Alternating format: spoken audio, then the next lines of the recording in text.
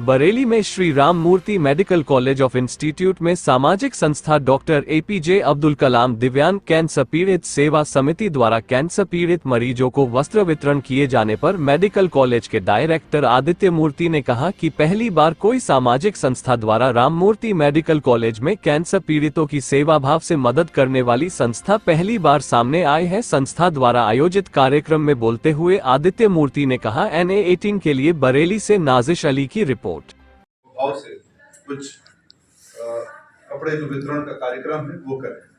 ये एक नेक कार्य है। धर्मार्थ का कोई भी, चाहे वो मैंने आपके कार्यों में सुना कि आप खाना बांटने की आपकी है, कंबल बांटने का है, बाकी आपको अलग अलग चीजें लगातार अपने NGO के माध्यम से सेवार्थ और धर्मार्थ के कार्य करते रहते हैं। चाहे वो छोटा हो चाहे वो बड़ा हो, हम जैसा भी धर्मार्थ कार्य हो लगातार निरंतर होते रहना चाहिए। उससे कहीं ना कहीं हम जो एक वर्ग है जो सुविधाओं से दूर रहता है उन तक हम पहुंचते हैं और उनको हम मुस्कुराहट पहुंचा पाते हैं। यही हम सबका एक कार्य है। जैसा मौलाना साहब ने बोला, उनका भी स्वागत। यहाँ पे डॉक्टर कुलदीप हैं यहाँ पे आए हुए, उनका भी स्वागत। और आप मुझे मुख्य अतिथि ना बनाए, हम तो आपके स्वागत के लिए हैं। कार्यक्रम आप हमारे प्रांगण में आए हैं, हम लोग आप हमारे अतिथि हैं। साथ में जो कार्यक्रम आज हो रहा है कैंसर के पीड़ित मरीजों के लिए, उसके लिए मैं आपको बहुत बहुत धन्यवाद देता हूँ। साथ में कुछ चीजें ये भी बताना चाहूँगा कि हम लोग भी अपने ये जो कैंसर अस्पताल है वो 100 सैयों का अस्पताल है, 2 लीनियर एक्सीलेटर है, तीसरी जल्द लगने वाली है। सारी उच्च स्तरीय सुविधाएं सुसज्जित है।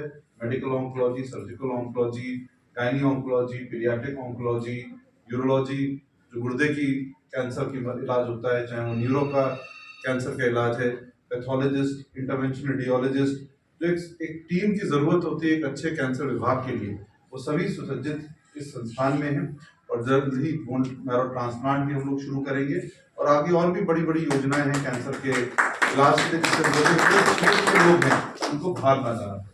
साथ में आपको ये भी सूचना देना चाहूंगा कि आयुष्मान भारत योजना से जब से शुरुआत हुई है उससे पहले दिन से राम मूर्ति अस्पताल संस्थान अधिकृत है और उसके माध्यम से जब रेट कम थे या रेट आज भी कम है, कभी ये नहीं देखा कि रेट क्या है। जो भी मरीज आयुष्मान के अंदर आता है यहाँ पे उसका इलाज होता है।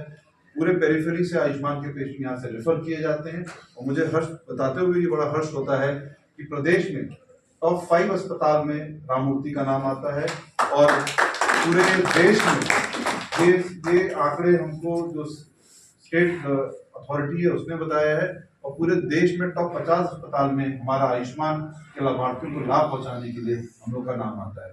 तो इस प्रकरण में मैं अपने जितने भी हमारे डॉक्टर्स हैं, सारे यहाँ पे नर्सेज हैं, पैरामेडिकल स्टाफ है, उनका शुक्रिया अदा करता हूँ कि वो जो मेरे पिताजी ने जिस सेवा भाव से इस अस्पताल को निर्माण किया उसको चला रहे हैं, उस सेवा भाव से हमारे कार्यरत सारे डॉक्टर, सारे चिकित्सक, सारे नर्सेज सभी उसी सेवा, जितने भी क्लास 4 है, हर व्यक्ति जो इस संस्थान में जुड़ा है उसी सेवा भाव से मरीजों के प्रति कार्य करता आ रहा है। 2 कार्य और मैं आपने ब्लड डोनेशन का जो कार्य है बहुत सुंदर और बहुत ही उत्तम विचार है, बहुत नीक कार्य है। इसको मैं चाहूँगा आप जब चाहे हमारे विभाग अध्यक्ष डॉक्टर मिलन है उनसे बात करके इस कार्यक्रम को हम लोग लगा सकते हैं कि वास्तव में जो भी ये मेडिकल चिकित्सा में दान का योगदान है उसको मैं यहाँ पे आप लोग की आपकी NGO के माध्यम से मैं गुजारिश करूंगा कि इस अभियान को और आगे ले जाएं। ब्लड डोनेशन हुआ, नेत्रदान, आप लोग इतने क्षेत्र में हैं जो एक दुख की घड़ी होती है जब हमारे परिवार का कोई सदस्य हमको छोड़ के जाता है, तो एक व्यक्ति की जो नेत्रदान अगर होता है तो एक व्यक्ति लगभग हम लोग 2 जनों को, एक व्यक्ति से 2 जनों को हम रोशनी प्रदान कर सकते हैं। ये वास्तव में बहुत बड़ा दान है। आप सोचिए जिस व्यक्ति ने जिंदगी भर रोशनी ना देखी और उसको रोशनी मिल जाए, उससे बड़ा क्या दान है। और आपको ये भी बताना चाहूंगा कि जो हमारा भगवान ने हमें चेहरा दिया है, नेत्रदान जो है वो आपको पता भी नहीं चलेगा, जो उसके अंदर से हम कॉर्निया निकालते हैं वो पता भी नहीं चलेगी, आपको ऊपर से कुछ भी खराबी नहीं होती है। एक हल्का सा चीरा लगता है, उससे वो निकाल ली जाती है। अगर आप हमको दुख की स्टडी में हमको कोई भी व्यक्ति फोन करेगा, हम उस व्यक्ति के पास पहुंचे, वहीं से उस नेत्रदान उसके नेत्र लेंगे और 24 घंटे के अंदर हमारे पास हजारों लोगों की संख्या की लाइन लगी हुई है जिनको आंखों की जरूरत है। उस अभियान को भी हम चलाएं।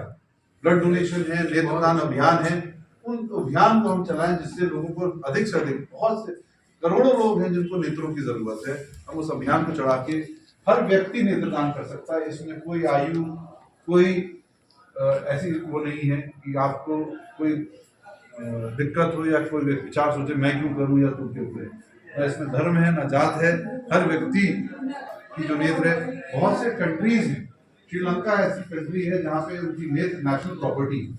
हर व्यक्ति की मृत्यु के बाद उसकी नेत्रों को लेकर उन व्यक्तियों को दे दिया जाता है जिनकी नेत्रहीन है।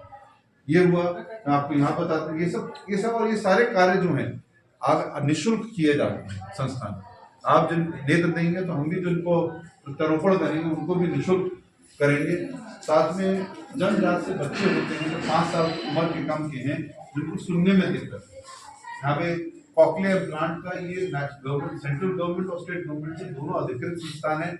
अगर आप प्राइवेट में या कहीं पे भी अनधिकृत संस्थान में कराएंगे तो 7 से 8 लाख रुपए खर्चा आता है। उस कॉकलियर इम्प्लांट को, सुनने की डिवाइस को लगाने के लिए बच्चे के लिए यहाँ पर उस कार्य को बिल्कुल पूर्णतः निःशुल्क किया जाता है। बहुत अच्छा। तो मेरा आपसे ये कुछ कार्य हैं जो वास्तव में लोगों की जीवन शैली को हम परिवर्तित कर सकते हैं। उन चीजों में भी हम अपना ध्यान दें। मैंने ये आपको कि आप एनजीओ हैं, आप मौलाना साहब बहुत ही संस्थानों से, बहुत लोगों से देश विदेश में हर जगह जुड़े हुए हैं। आप इस बात को पहुंचाएं अपने क्षेत्रों में। जितना हम इसका प्रसार करेंगे लोगों को उतना लाभ होगा। मैं पुनः आपके सभी सदस्यों का बहुत बहुत धन्यवाद देता हूँ कि आपने यहाँ पे आके इस कार्य को किया।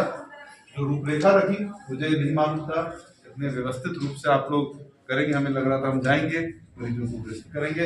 अगली बार मैं आपको और लोग मैं चाहूँगा आप क्षेत्र से बुलाएं। मैं चाहूँगा जो हमारे अस्पताल में लोग हैं, जब ये कार्यक्रम कुछ ऐसा धर्मांध का हो या सेवादान का हो और हम लोग के विचार एक दूसरे के रखते हैं, विचारों से लोगों में प्रोत्साहन होता है, उन विचारों को सुनने के लिए और लोग शामिल हों और लोग बैठें।